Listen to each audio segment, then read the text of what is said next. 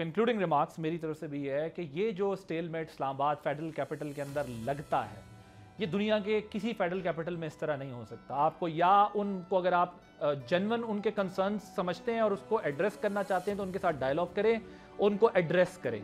और अगर आप ये समझते हैं कि वो डिमांड जेन्युइन नहीं है और वो लीगल है और वो जुडिशरी से वो रिलीफ मिलना है तो वो जुडिशरी से ही मिलना है। और अगर आप किसी तरह एग्जीक्यूटिव ऑर्डर से कुछ दे सकते हैं तो वो नुकसान से पहले दे दें।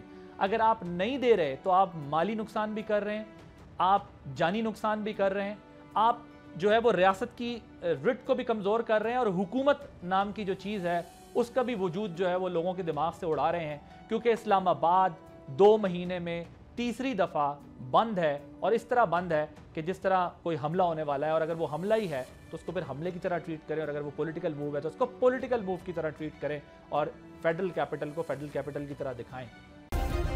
सब्सक्राइब करें और बेल दबाएं ताकि कोई खबर रह न जाए।